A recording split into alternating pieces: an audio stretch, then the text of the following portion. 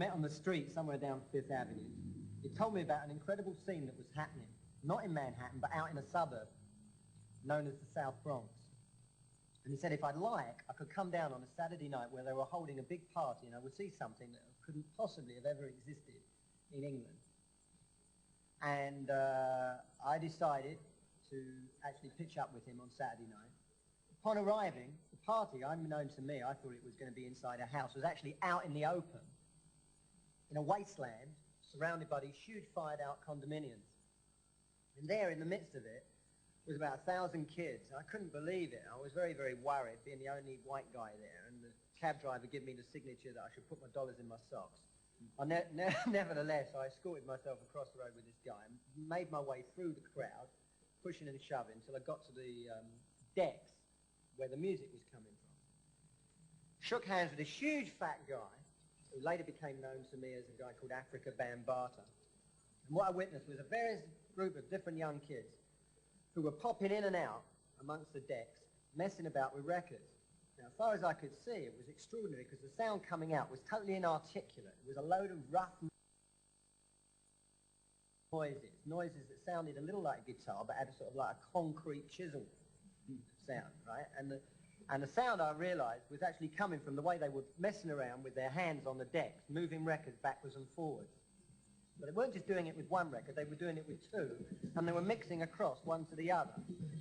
In fact, it was making music out of other people's music.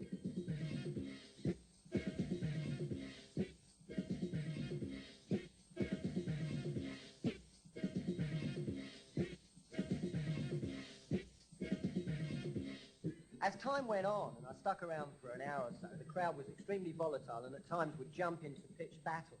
But at one point or another, people would move to the sides and a group of kids would start freaking out in the middle of doing all these incredible gymnastic dancing.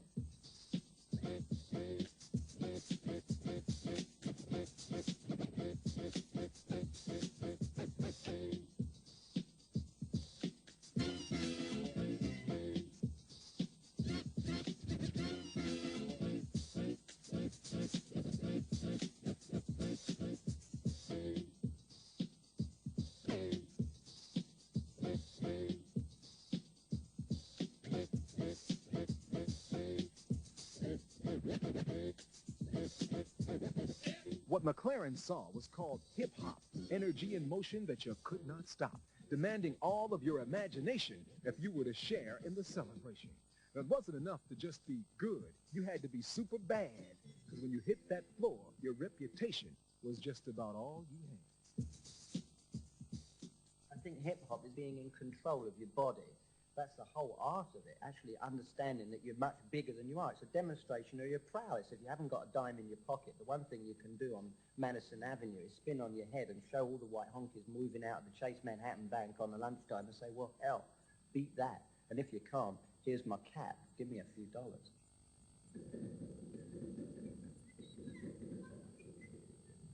But the story of hip-hop doesn't belong in New York, L.A., or London. That's wrong. The true story begins in devastation, bad housing, gang wars, and desperation. In the Bronx ghetto, or Planet Rock. Let's take a minute and turn back the clock to the first hero of the hip-hop groove, the man who made the people move. From Jamaica, he came with a sense of rhythm, and what he brought to the Bronx was a sound system. Music he played made life work and made him a legend. Cool DJ Herc.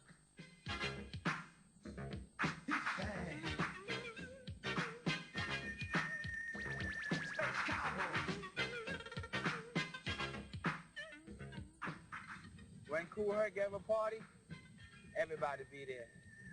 A lot of people have fun, big fun. That was a talk for the whole weekend, or the whole summer. Where did you party? I was partying with Kool Herc, man. Gave a block party, you know, the tennis court disco, a lot of other things too.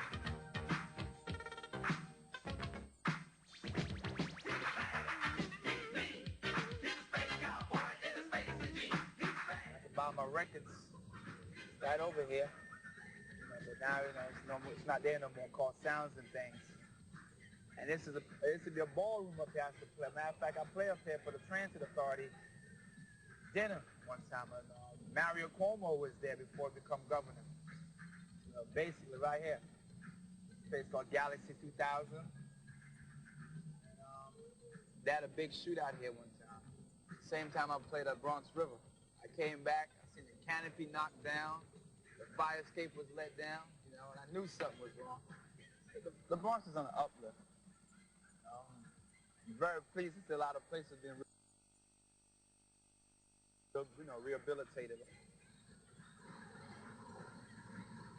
But I think there's still more could be done, a whole lot.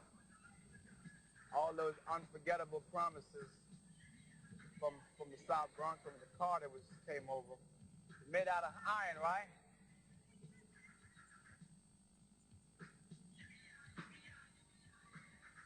But I never left the Bronx, and I love the Bronx. I don't want to leave.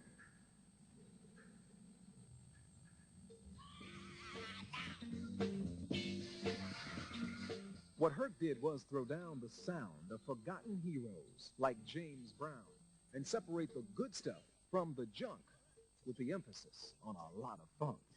And in the middle of a funky sound, Kokla Rock, his rapper, would go to town. The music was hot, very loud, with participation to excite the crowd. Then Herc would drop a mighty blast with a golden oldie from music past. Cedric, 1520. Over 10 years ago. Well, look at that medallion. What happened to that? Got stolen. That was like my bags like a sheriff. Place was packed. How was it? It was pretty good. Everybody showed up, had a good time.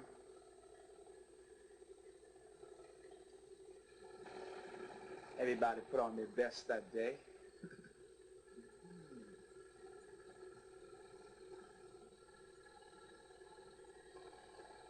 And all of a sudden, I don't know, all of a sudden,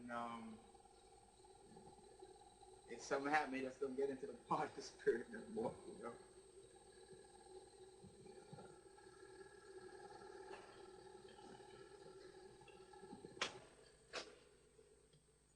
I got into it. Fatedly stabbed. And that just put a halt to the whole thing.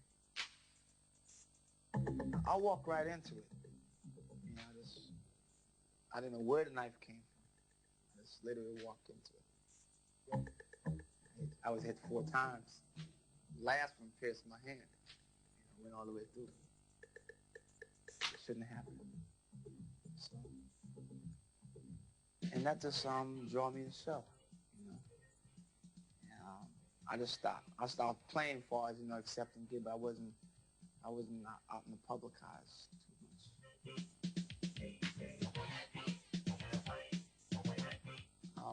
That was the rise of a lot of DJs. So Herc wasn't on the scene. You know, this is our chance. And a lot of them dashed in and capitalized on it. DJs. You know, and the music that they used to come to hear at my party was all over now. Kool Herc is not a stepping stone. They're a horse that can't be rode, and they're a bull that can't be stopped. They're the disco I can't rock on. Could have been on my obituary that this is the guy who started this, you know, this is what he did. Though he may be a fallen hero, all will forever say that in the history of hip-hop, he was its #1 DJ. You see, Herc had started something that not even his enemies wanted to stop. Cool DJ Herc had launched the birth of a movement called hip-hop. In the middle of Savage Skull